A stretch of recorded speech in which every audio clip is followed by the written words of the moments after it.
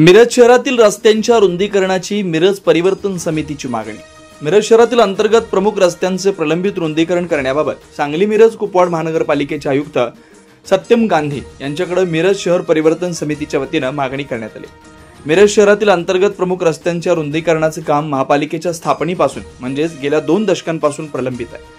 मिरज शहर परिसरातील नागरिकांमधून वारंवार प्रमुख रस्त्यांचे रुंदीकरण व्हावे ही मागणी होते, परंतु गेल्या 25 वर्षापासून मिरज शहरामधील प्रमुख रस्ते हे अरुंदच आहेत। वाढत असलेली लोकसंख्या, वाढत्या वाहनांचे प्रमाण तसेच शहरात होत असलेल्या अतिक्रमण यामुळे रस्ते अधिकच अरुंद होत चाललेत। वाहनांच्या पार्किंगची व्यवस्था देखील शहराच्या रस्त्यांवर दिसून येत नसल्याने मिरज शहर परिसरात वाहतूक कोंडीची समस्या दिवसेंदिवस वाढत चालली आहे। आपत्ती काळात रस्त्यांवरून मार्ग काढणे गैरसोयीचे होत आहे।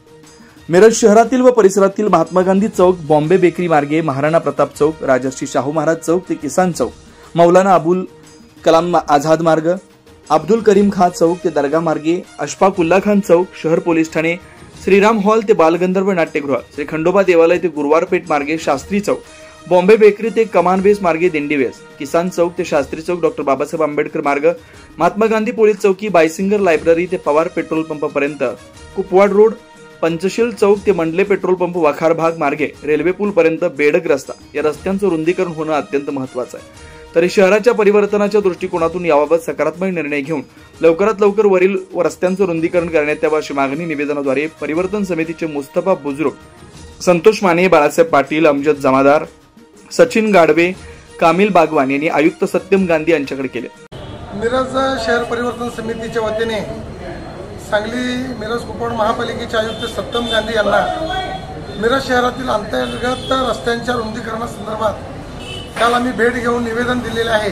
त्यामध्ये शहरातील जे अंतर्गत रस्ते गेल्या 25 वर्षापासून रुंदीकरणाच्या प्रतीक्षेत आहेत त्यांची रुंदीकरण करण्यात यावे, जेणेकरून मिरज शहरामध्ये वाहतुकीची कोंडी आणि आपत्कालीन परिस्थितीमध्ये रस्त्याचा मार्ग मोकळा होईल, यासाठी सोयीस्कर होईल।